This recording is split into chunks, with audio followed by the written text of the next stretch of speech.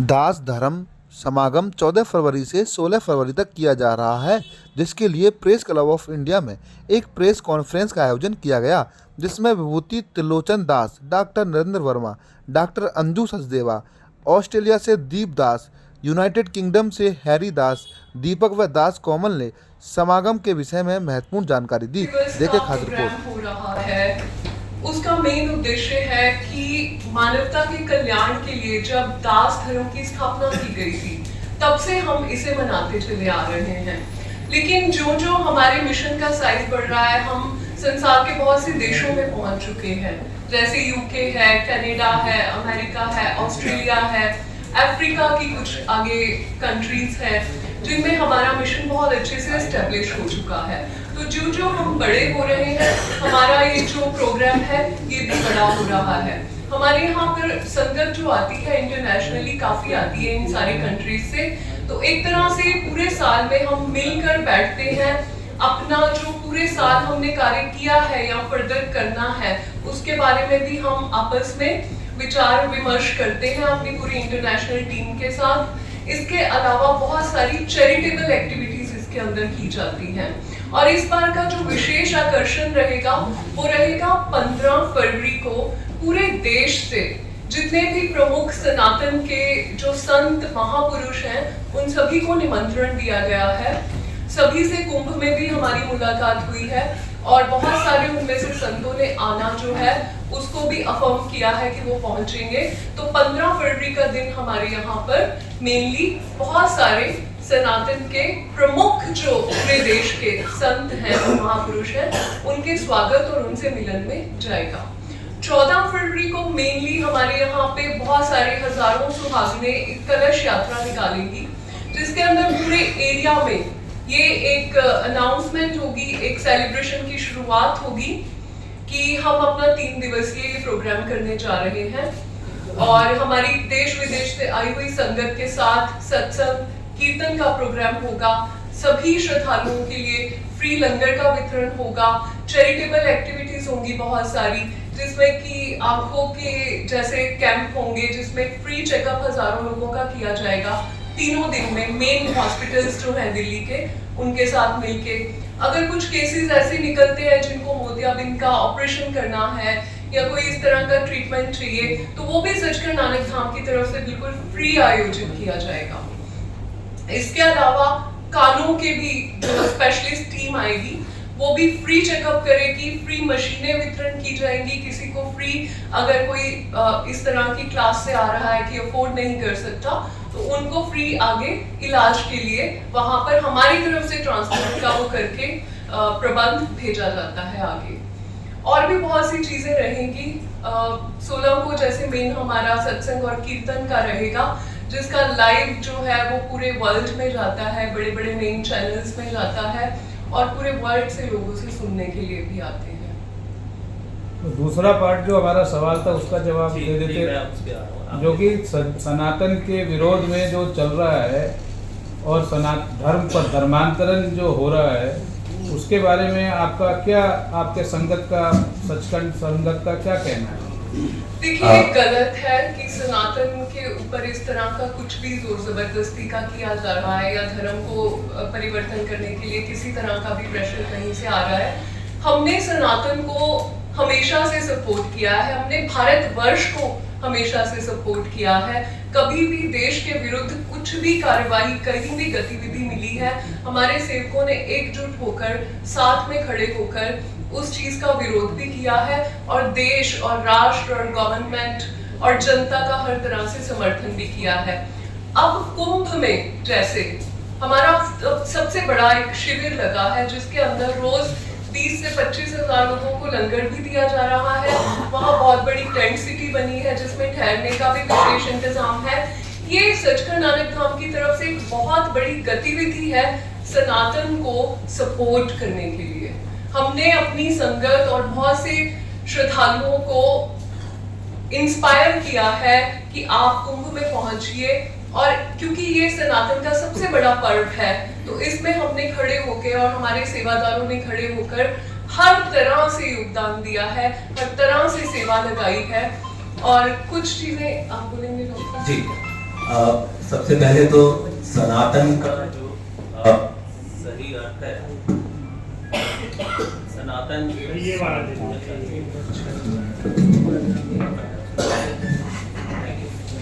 सनातन का अर्थ है which is timeless, eternal, जो समय युगांतर से चलता चला आ रहा है। उसका कारण ये रहा कि सनातन सर्व सम्मिलित करता है, इट इज ऑल इंक्लूसिव, बिना किसी जाति, वर्ण और सीमाओं के, ये बियॉन्ड है, सब वसुधैव कुटुंबकम इसका एक जो है मेन मुखवाक्य।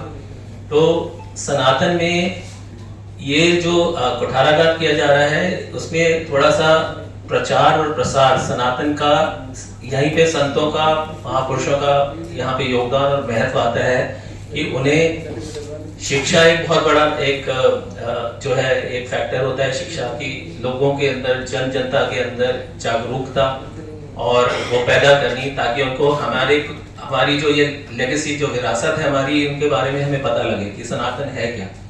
तो ये एक बहुत बड़ा चीज है जो कि सारे संत महात्मा, गुरु महाराज हमारे समय समय से जगह जगह, खाली भारतवर्ष में ही नहीं, संपूर्ण पूरे विश्व में जा जाके अपने प्रवचन, अपने जो है सत्संग, जितने भी प्रोग्राम आयोजित किए जाते हैं, जहाँ पे हर वर्ग के, हर सीमा के, हर देश के भांति भांति के लोग आते हैं और उन सबकी सहायता निस्वार्थ की जाती है। तो ये एक बहुत बड़ा फैक्टर है कि जिससे कि सनातन का अगर कोई दुष्प्रचार कर रहा होगा तो वो वहां पे ही स्वतः ही अंत हो जाएगा। दूसरा, हमारे जो अपना मिशन है, ये राष्ट्रवाद में बहुत बिलीव करता है और उसका जो एक मौलिक सिद्धांत है वो ये है, जननी जन्मभूमिश्च स्वर्गात् अपि गरीयसी, कि our motherland is even greater than the heavens. तो उसको अपने रखते हुए मुखवाक्य सैद्धांतिक रूप से राष्ट्र सेवा ही समझिए कि परम सेवा है परमात्मा की। करगिल वॉर में भुज का जो अर्थक्वेक आया था, उसमें भी हमारे ही अपने मिशन ने बहुत सेवादार भेज के वहां पे बहुत सबकी मदद की है, निस्वार्थ मदद की है। ऐसे ही कुंभ में अभी रिसेंटली किया गया। तो जो ये गतिविधियां, जो ये एक्टिविटीज हम लोग कर रहे हैं, I think it will go a long way in kind of clearing the doubts about Sanatan Dharma. तो ये कुठाराघात अपने आप से ही स्वतः ही खत्म हो जाएगा। अच्छा, एक क्वेश्चन है, ये जो गाय के नाम पर लिंचिंग हो रही है, मतलब मारा जा रहा है, वो बहुत, उस पर आप क्या कर रहे हैं? और दूसरा, जबरदस्ती मार मार के जय श्री राम कराया जाए, क्या ये ठीक है? इसके बारे में आप क्या सोचते हैं?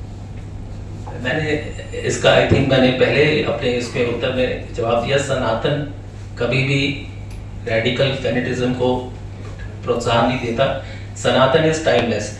टाइमलेस जो भी चीज अगर जबरदस्ती की जाती है, वो जैसे आपसे, अगर मैं डॉक्टर हूँ, अगर आपसे कोई काम जबरदस्ती कराने के लिए किया जाएगा, आप थक जाएंगे। उसी तरह से अगर धर्म का प्रचार भी जो जबरदस्ती किया जाएगा, वहां कहीं ना कहीं आप वो स्वतः ही थक जाएगा। सनातन क्योंकि थका नहीं है, वो चला आ रहा है युगों से, तो वो इस तरह की जबरदस्ती उसने नहीं करी है। तो ऑल इंक्लूसिव है। इसके लिए मैं वही बोलूंगा कि शायद शिक्षा और जो हमारे सनातन के जो मुख्य सिद्धांत है, उसमें प्रचार और प्रसार की आवश्यकता है, जिसके लिए ये सर्व जितने भी हमने साधु संत महात्मा के एक अभी आयोजन किया है 15 को, 15 को, तो वो ये एकजुट होके, ताकि सनातन जो है अपनी असली जो मैसेजेस है, हमारे जो मुख्य वाक है हमारे, वो लोगों तक पहुंचे। कहीं ना कहीं अज्ञानता या जो दूसरे, मैं किसी धर्म मजहब के प्रति नहीं विरोध में नहीं बोल रहा, बट कहीं दूसरे जो रिलीजन्स में जबरदस्ती कन्वर्जन हो रहे हैं, सनातन को इसकी ना आवश्यकता है, ना कभी आवश्यकता होगी। Sanatan will stand the test of time. मेरा एक प्रश्न है कि हम लंगर कराते रह गए हैं, तो हमारे पड़ोस के राज्य यहाँ से 200-300 किलोमीटर दूर इतना धर्म परिवर्तन लालच दे के बाहर विदेश भेजने का किया जा रहा है। आपके इतने दर्शन दास जी के इतने सेवक हैं, वहाँ इस धर्म रोकने के लिए कोई प्रचार करेंगे क्योंकि इस टाइम प्रचार की जरूरत है। अपना कीर्तन तो आप बाद में भी कर सकते हैं और मेन लंगर खिलाते खिलाते अकाली भी रह गए, तो कुछ ऐसा करने जा रहे हैं। उन्हीं वो ही उसी के मैंने जो फिर आई थिंक मैंने उस चीज का उत्तर दिया है। मैडम से दिलवाओ। अच्छा ओके। देखिए, आपका जो एक नजरिया है चीजों को देखने का, आप बिल्कुल सही कह रहे हैं, लेकिन हर संस्था, हर जो मिशन होता है, अपनी कैपेसिटी के अंदर जो उनका मिशन रहता है, जो उनके मेन पॉइंट्स रहते हैं, उसके अकॉर्डिंग वर्क करता है। हमारी फिलॉसफी यही है कि हम शांति से, प्रेम से अपने संदेश को हर कोने में पहुंचा रहे हैं। कुछ चीजें हैं जिनमें सिर्फ गवर्नमेंट हेल्प कर सकती है, उसमें हम कानून के खिलाफ खड़े होकर कुछ नहीं कर सकते हैं, लेकिन हमारा एक राजनीतिक दायरा और एक जो संतों के बीच में दायरा है, उसमें जितना भी हमारा प्रभाव है, हम उस प्रभाव को फुली अच्छे से प्रेम पूर्वक उन तक अपने मैसेज को, और आपने जो मैसेज कहा है उसको अक्सर पहुंचाते रहते हैं। और हमारी मीटिंग्स उनके साथ क्या होती हैं, यही होती हैं कि समाज को संभाला जाए, देश को संभाला जाए। हमारे तो जो फाउंडर महाराज दर्शन दास जी, उन्होंने तो जान दी है, जिस तबके ने बात की कि देश को काटा जाएगा और टुकड़े बनाए जाएंगे, उन्होंने कहा अगर आप ऐसा करेंगे तो आपको मेरे ऊपर से होकर गुजरना पड़ेगा। तो जो भी हमारी कैपेसिटी में शांति पूर्वक और प्रेम से, कीर्तन हमारा कोई ऐसे नहीं है कि सिर्फ राम को भजो। कीर्तन, ये मैंने अपना मैसेज शुरू यहीं से किया था कि हमारे गुरु महाराज जी ने कहा सरबत दा भला। अगर आपने मेरे मिशन के थ्रू पूजा करनी है, मुक्ति पानी है, नाम जपना है, तो परमात्मा को कोई नहीं देख पाया, कोई नहीं पकड़ पाया। परमात्मा के अंश हैं आत्माएं। अगर उन आत्माओं से प्यार कर सकते हो, उनकी सेवा कर सकते हो, निस्वार्थ भाव से परमार्थ कर सकते हो, तो आ जाओ मेरी शरण में, मैं अपना काफिला लेकर चलूंगा। उस काफिले का नाम है दास धर्म। और जो आपने क्वेश्चन किया है उसके regarding you have to trust me. हम सब कुछ अपनी कैपेसिटी में कर रहे हैं और हम गवर्नमेंट से भी अक्सर ये डिस्कशन करते हैं जहां भी चांस मिलता है। नमस्कार, मेरा नाम है वीके शर्मा जी। मैं पिछले 45 सालों से पत्रकारिता कर रहा हूँ जी। और जब मैं पंजाब केसरी में था उस समय मेरा परिचय हुआ दास धर्म से। जी। वो घटना बड़ी दुखदाई थी जब मेरे को समाचार मिला कि विदेश में हत्या कर दी गई है। जी। उसमें पूरा संत समाज दुखी था, तो तब मेरा रुचि हुई और उसमें मैं जुड़ा और काफ़ी सारी बातें मैंने जानने की कोशिश की। जी। मानव जीवन बड़ी मुश्किल से मिलता है, हम सभी जानते हैं और शायद सभी धर्मों में इस बारे में विस्तार से बताया जाता है। सही। लेकिन ये आज का जो जीव है, जो इस सभागार में सारे लोग हैं, सब इतने लालची हैं, वो पेट उनका भरता नहीं है। वो चाहते हैं कि थोड़ा 1-2 साल और जीवन बढ़ जाए। जी। अगर वो अर्थी पर भी लेटे होंगे, वो कहेंगे जरा मैं अपने पोते का काम निपटा के आ जाऊँ, ये काम करके आ जाऊँ, वो काम करके आ जाऊँ। तो सीधा सिंपल सवाल है, उन्हीं मानसिकता वाले लोगों के हिसाब से जो आपका अपना दास धर्म है, उसमें जो ज्ञान की बातें आप बताते हैं, तो एक जिज्ञासा, एक लालच वाला सवाल ये है कि क्या हम मृत्यु के बाद जीवित रह सकते हैं? क्या हम अपने कर्मों से जीवित रह सकते हैं या किसी और तरीके से जीवित रह सकते हैं? आपने बहुत एक खूबसूरत सवाल पूछा है और कहीं किसी हद तक आपके प्रश्न में ही आपका उत्तर भी छुपा हुआ है। हाँ, हम बिल्कुल जीवित रह सकते हैं और जीवित रहने का सबसे बढ़िया तरीका भी यही है कि हम अपने शुभ कर्मों की लेगेसी अपने पीछे छोड़कर जाएं। हम रहें या ना रहें, अगर हमने एक भी विचार को पकड़ लिया, एक भी मैसेज को समझ लिया और उसके प्रति ऐसा कर्म कर दिया कि जिसको हमारे फिजिकली जाने के बाद भी कोई और चला सके, कोई और संभाल सके, तो डेफिनेटली उनके कर्मों के थ्रू और जो लाभ पूरी जनता को मिलेंगे, पूरे एक जनसाधारण को उसकी वजह से मिलेंगे, वो हमें कहीं ना कहीं जिंदा रख रहे हैं हमारे कर्मों के द्वारा। इसी से मिलता जुलता आखिरी एक छोटा सवाल ये है कि जो मानसिकता में परिवर्तन करने की आवश्यकता महसूस होती है, आदमी शैतान का रूप धरता जा रहा है, आपसी रिश्ते खत्म होते जा रहे हैं, परिवार की बात करो, समाज की बात करो या देश की बात करो, जहर घुलने लगा है। जी। तो उस जहर को अगर हमें खत्म करना है तो आपकी तरफ से क्या संदेश है? देखिए, हमारे यहाँ पे जो प्रार्थना सभाएं होती हैं, अभी जैसे कुंभ में भी हम लोग गए हैं, तो मुझे बहुत प्राउड है आपको इन्फॉर्म करते हुए। ये चीजें आप हमारे सोशल मीडिया हैंडल्स पर भी जाकर देख सकते हैं, आपको प्रमाण मिल जाएंगे, मुझे कहने की जरूरत नहीं है। लेकिन जब हम कुंभ में भी गए हैं तो ना सिर्फ हमने गरीब लोगों के लिए वहां पे एक लंगर का आयोजन किया, बल्कि दिन रात हमारे वहां ध्यान शिविर चल रहा है। ध्यान शिविर में क्या चल रहा है? प्रार्थना सभाएं चल रही हैं। उनके अंदर क्या किया जा रहा है? एक इंसान जो वहां बैठेंगे, जो एक परमात्मा के नाम से जुड़ेंगे या ध्यान सिमरन के साथ जुड़ेंगे, वो कहीं ना कहीं एक आत्मिक लेवल के ऊपर उनको अवेयर किया जा रहा है कि आपकी एग्जिस्टेंस सिर्फ फिजिकल लेवल पे नहीं है। एक रूट चक्रा पे आप नहीं घूम रहे हो जहां सिर्फ ले लो, बना लो, मेरा है, ये मानसिकता पे मत चलो, क्योंकि वही आपको कहीं ना कहीं स्वार्थ की ओर लेके जाती है और आपकी सोच के दायरे को बहुत छोटा कर देती है। आप भूल जाते हो कि सनातन ने आपको बताया है ये शरीर हर बार नया मिलेगा आपको, आत्मा बार बार आती है। भगवान कृष्ण ने भी बोला आत्मा कभी नहीं मरती, ये शरीर मर जाता है। लेकिन इस शरीर के पीछे और उन 4 लोगों के परिवार के पीछे हम क्यों ऐसे कर्म कर जाते हैं कि फिर हम अपनी आत्मा की मुक्ति के बारे में सोच भी नहीं सकते। हम जान ही नहीं पाते कि फिजिकल एग्जिस्टेंस से ऊपर एक एनर्जी एग्जिस्टेंस भी होती है, एक स्पिरिचुअल एग्जिस्टेंस भी होती है। तो कहीं ना कहीं अगर आप में से किसी को भी पर्सनली कुछ भी इंटरेस्ट हो अध्यात्म के प्रति और आपने एक डिफरेंट दृष्टिकोण से इस चीज को जानना हो, तो आप महाराज जी के सत्संग को और कीर्तन को सुनकर देखिएगा।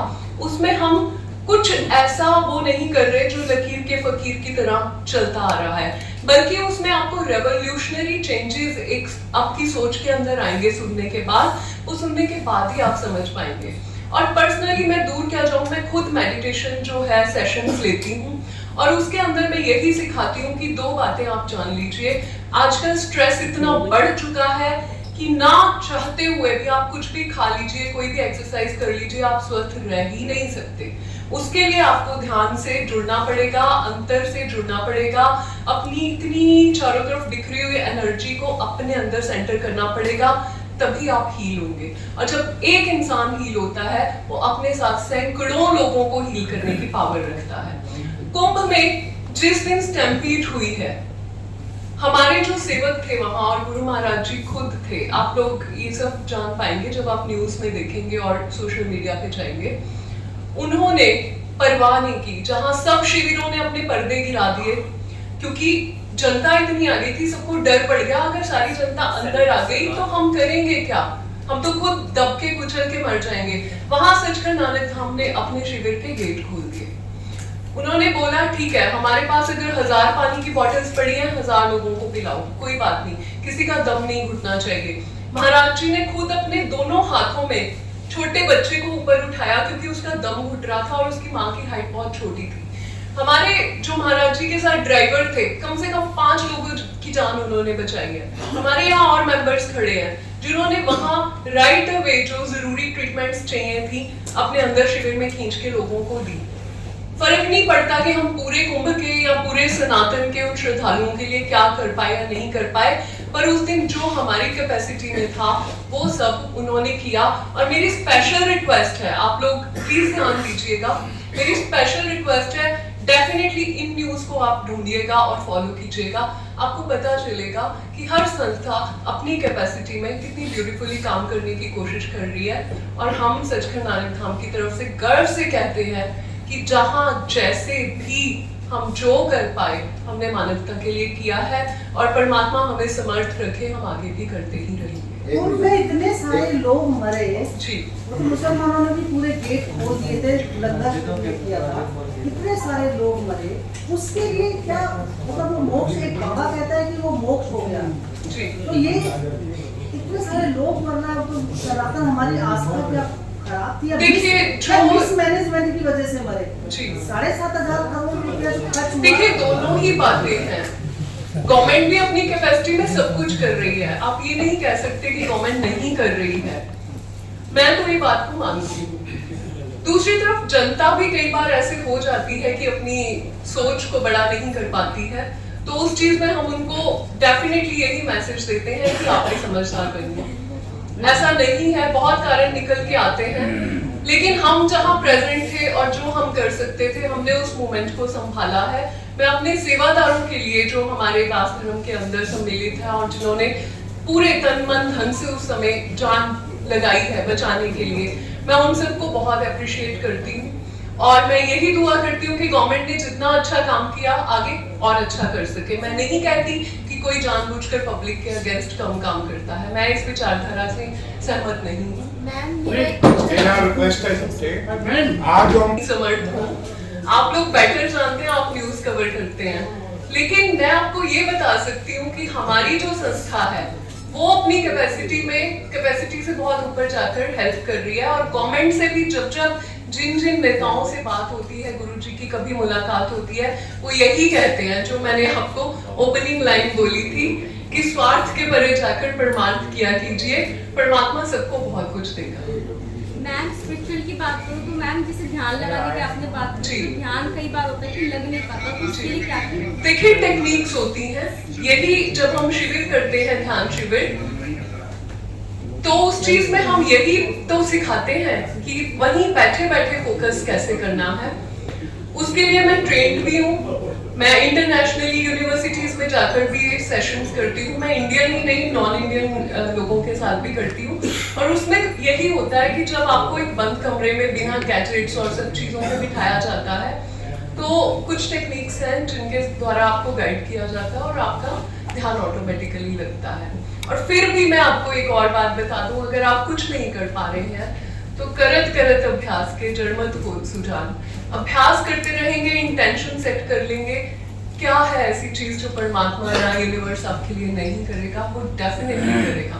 बाकी आप सबका बहुत बहुत स्वागत है। अगर कभी आप ध्यान शिविर में आना चाहें तो मैं डेफिनेटली आप लोगों के लिए भी जरूर कुछ ना कुछ कंडक्ट करूंगी, क्योंकि आप भी समाज में एक बहुत महत्वपूर्ण कड़ी हैं, आप भी बहुत समाज सेवा कर सकते हैं, तो आपका भी मानसिक स्वास्थ्य, फिजिकल स्वास्थ्य अच्छा होना बहुत जरूरी है। मुझे लगता है आज के कॉन्फ्रेंस में काफी कुछ आपको जानकारी मिल चुकी है। पर्सनल किसी ने कुछ पूछना होगा तो यहाँ पूछ सकता है, लेकिन सबका स्वागत है। 14 तारीख से 3 दिन चलने वाले समागम में आप लोग आइए, सभी आइए, सभी का स्वागत है। और जिसके मन में कोई और क्वेश्चन रह गया है वो उन्होंने वहाँ पर पूछ सकते हैं। धन्यवाद। एक लास्ट मैं अपनी खुशी आप लोगों के साथ शेयर करना चाहती हूँ। हम लोग बहुत जल्दी एक महाराज जी के नाम से Gurudarshan charitable multi speciality hospital का शिलान्यास करने भी जा रहे हैं, जहाँ पे बहुत बहुत अच्छी क्वालिटी की मशीन्स और सर्विसेज बहुत कम रेट्स में और चैरिटेबल वे में भी दोनों तरह से प्रोवाइड की जाएंगी। तो आप लोगों का आशीर्वाद चाहिए कि एक अच्छा कार्य करने जा रहे हैं, तो आप लोगों की भी बेस्ट विशेष चाहिए। कहाँ कर रहे हैं, कहाँ है ये हॉस्पिटल? भाई